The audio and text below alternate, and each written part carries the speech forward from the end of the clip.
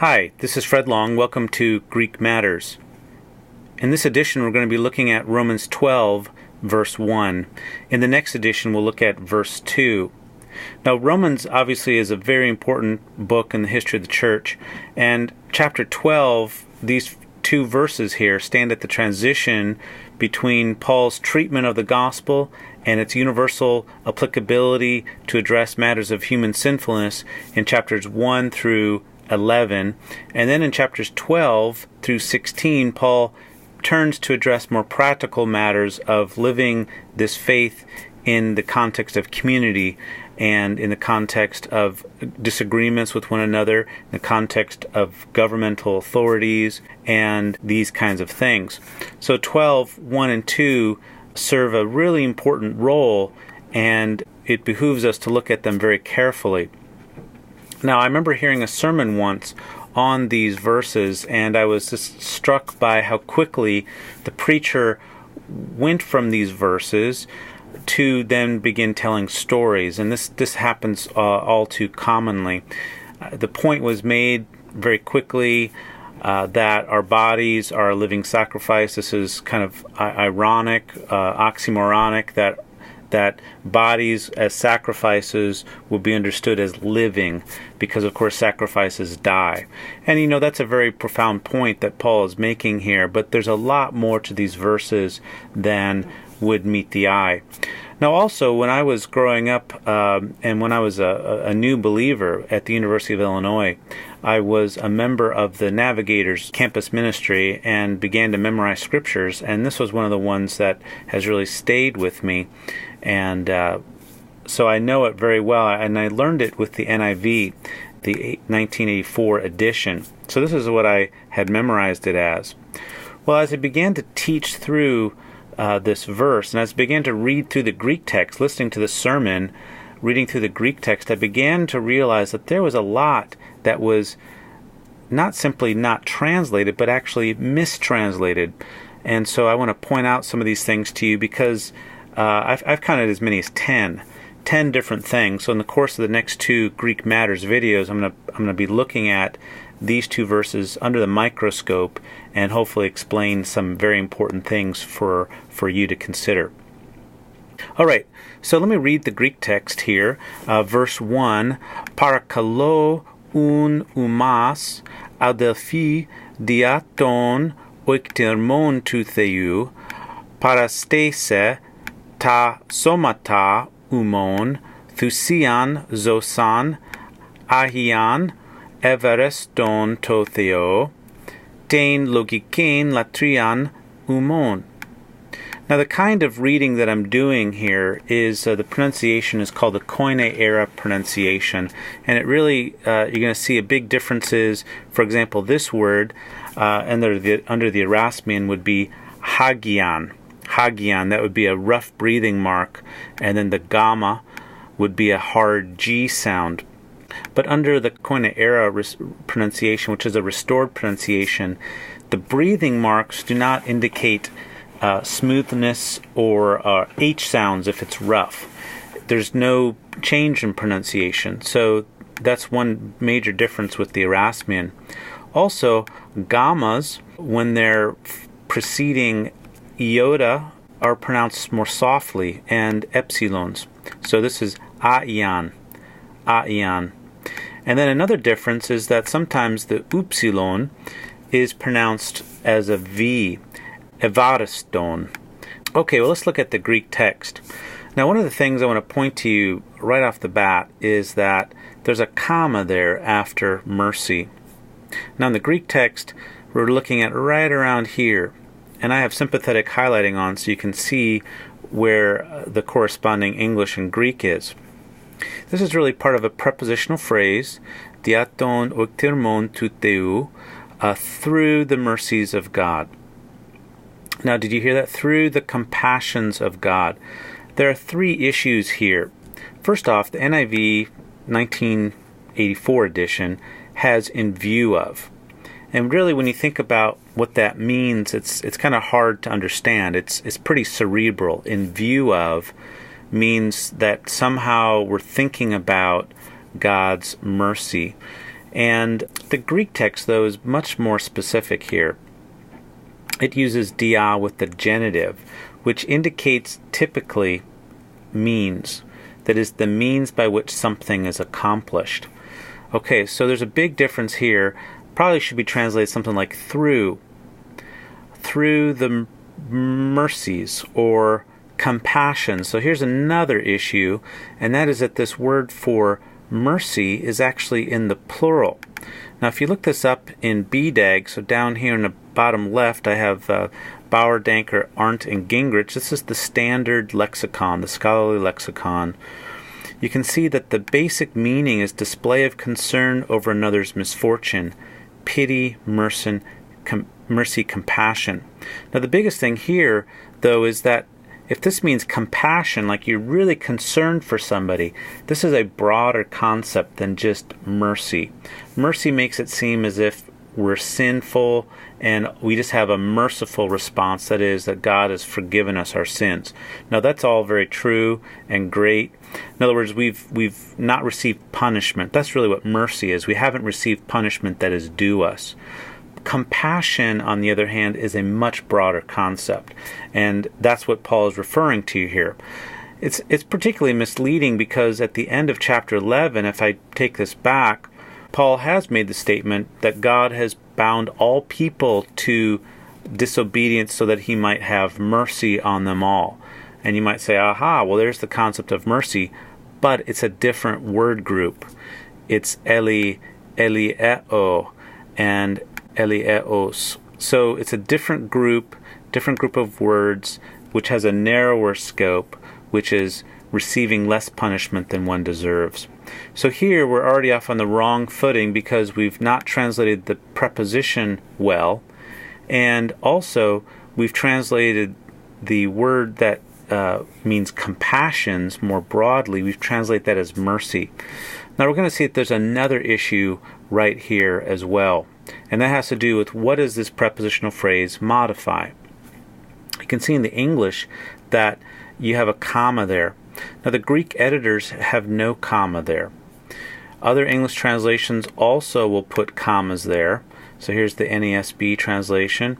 Here's the new version of the NIV. It also still puts a comma there. English Standard Version puts a comma there. Yeah, so here's the RSV. So why is there a comma there? I'm going to look at the King James.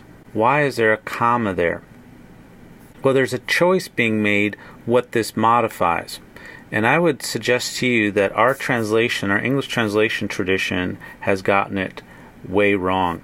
Notice that these English translations are putting commas here, which would suggest that this phrase is modifying the verb I urge. Now look at the location of I urge. Parakalo. Parakalo. That is removed. There's three words intervening, and they're not just any words. There is this vocative here, this direct address. This is setting off what follows as particularly important. So that's a big wall.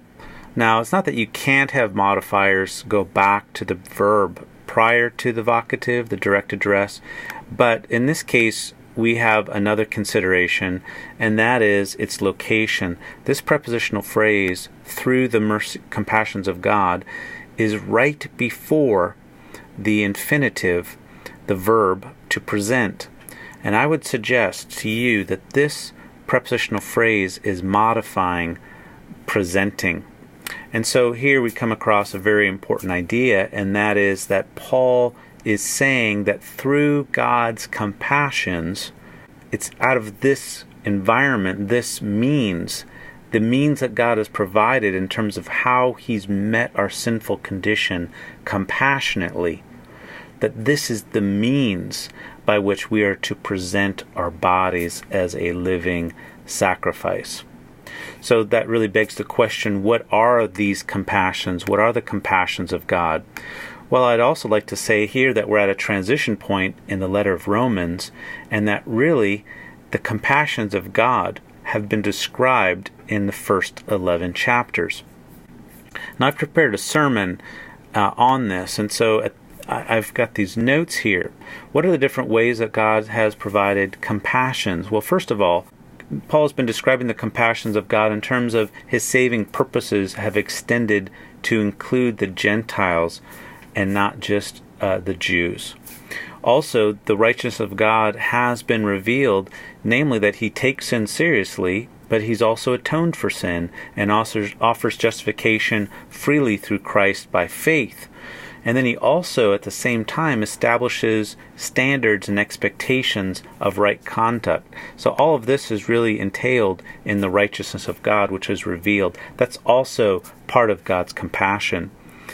Now, particularly helpful here is the empowerment that comes through the Spirit. So the Spirit enables us to live differently. This is also God's compassion for us. God doesn't just save us from sin in the sense of he just forgives us our sin. He also frees us from that sin and empowers us to do differently. And so that's also part of the compassion. Like if there was someone who was stuck in something and stuck in the mud, you wouldn't just say, oh, well, here, let me help you. Give them a hand, but then never really pull them out of the mud. If they just stayed in the mud, they're not being helped much. The compassion of God, however, not only saves us, gives the person a hand, but actually pulls them out of the mud. And that's what God has done in giving us the Spirit. But not only that, he saved us from the deathly consequence of sin. So, and this deathly consequence involves also a removal of that consequence of death, but into a newness of life, and so that we can walk in newness of life. And then also, part of the compassions of God is disclosing to us a glorious hope and future. And so that is also part of the compassions of God. And so then as we return to the text, we can see that really the compassions of God are for us to present ourselves, our bodies as a living sacrifice. So here we have three adjectives: living, holy, and pleasing to God, or acceptable to God. So you have a list of three different things here.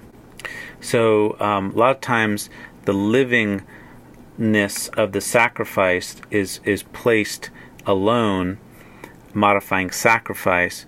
But you can see in the Greek text that you have a sacrifice first, and then you have the words living, holy, and pleasing to God.